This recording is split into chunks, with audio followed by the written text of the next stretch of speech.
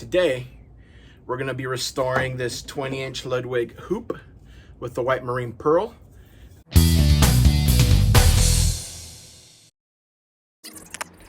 Alright guys, so at this point I've already put the tape around the rim strip wrap, which in this case is a white marine pearl. And here we go. We're going to start getting ready to rock this out with the sander. I'll start with about 80 grit. See if that is what you want. And then work up and down from there. Maybe 80, 150, 120, depending on how bad and how scuffed the damage is.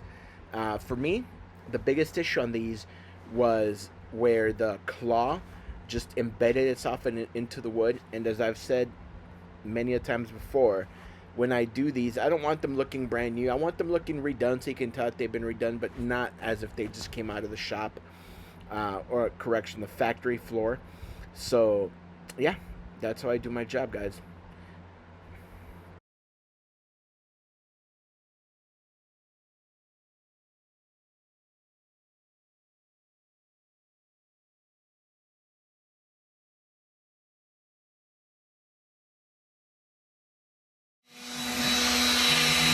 When you do these projects, just remember, take your time, be patient, take a little bit off at a time. You're not sitting there trying to go down to bare wood all at once in one area. Otherwise, you are going to end up with flat spots. And believe me, these old hoops have a lot of issues. So just take your time, and they'll come together just fine.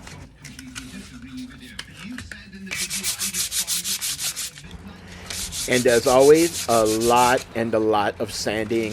At this point, I'm using probably somewhere around 120 grit sandpaper, just to make sure I rough up the areas that I want to rough up.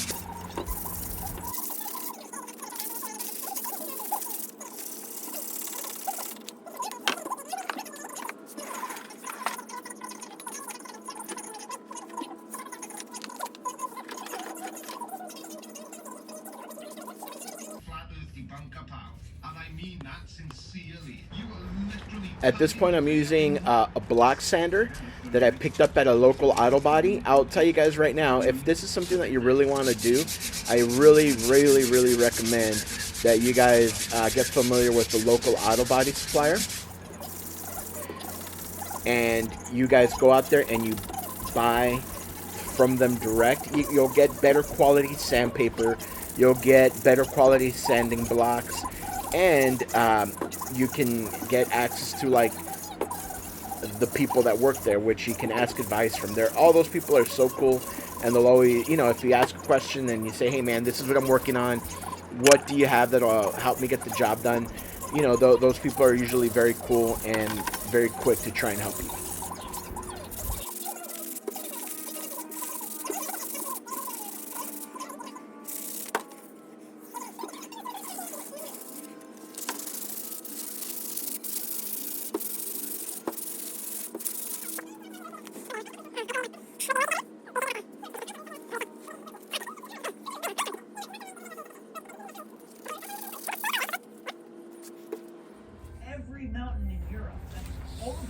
Okay, so in this bottle over here, I have soapy water, and I use that for a couple of different reasons. One, I can wipe my area down, my station that I'm working on. I can wipe my hands down with soapy water, and obviously I can spray whatever it is that I'm working on, just to get a better idea of what kind of progress I've made or what kind of progress I haven't made. This hoop isn't in horrible shape by any means. So as you can see, this one has been redone in the past. You can see some of the primer there. And it wasn't in bad shape, so that's why I'm not taking the whole thing down to just bare wood. Some in the past I have, and this one does not need it. This one's just a good feather sanding, and obviously harder sanding where it needs it, and we're going to have hopefully a badass looking drink.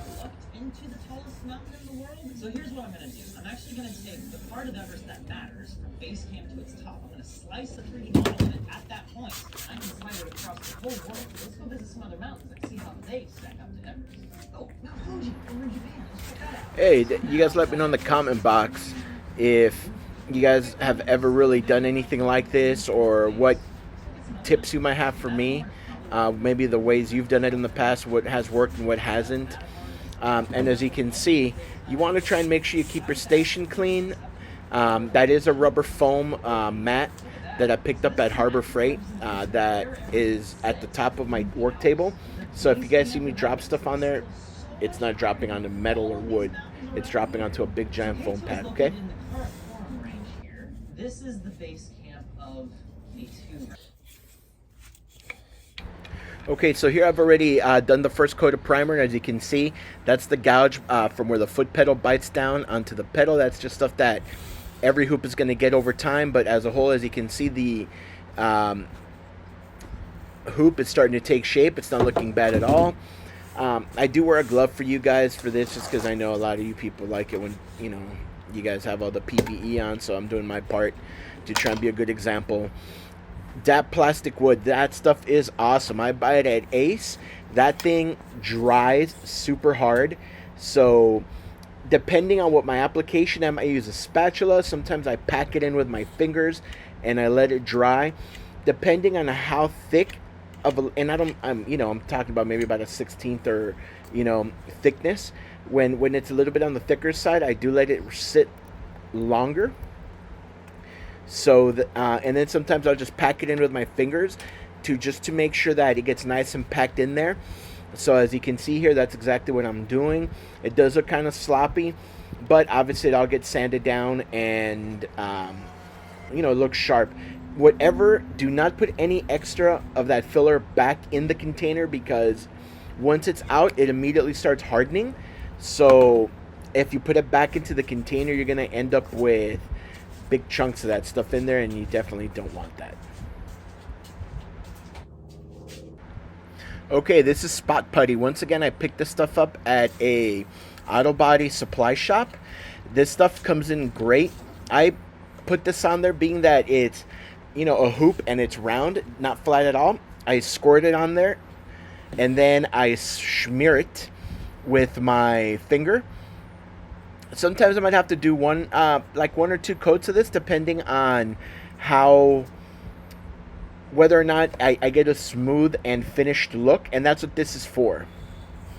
This is after I've sanded something down and I've put down the wood filler. I'll put this on there just to see whether or not I have any pinholes, or if I have any of the, or to see whether if everything's been smoothed out.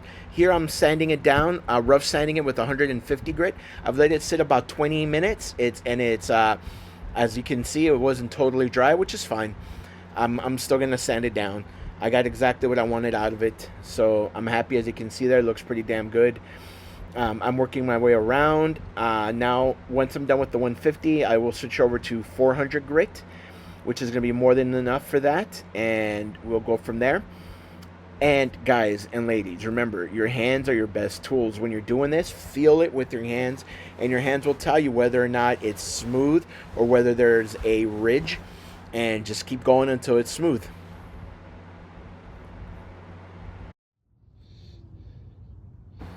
Alright, sorry about the camera angle here, but I was trying to spray paint and hold it while I was doing this. As you can see, this is a second coat of primer, and I'm running really low on it, so at some point you'll see me switch to a different shade of it. So don't be alarmed, it's still primer. Oh, here we go. There it is. This is a little bit greener of a shade of primer. It's an etching primer, so this one will give you a little bit more detail of exactly where you're at on your sanding. Okay, here it's already dried, and I'm applying the black coat. I use semi-gloss. I know sometimes you hear people say, oh, they came shiny. Some people say they came matte from the factory. I don't really know, so I go with a semi-black, a semi-gloss black. And as you can see, it's starting to look good. It's looking sharp. It's looking smooth.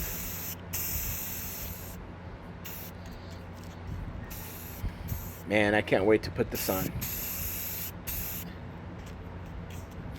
So there it is. It's looking good, right?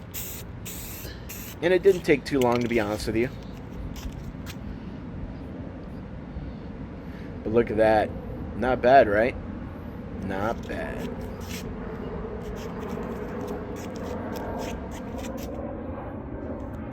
Alright guys, here we go. This is what it would look like once it got finished.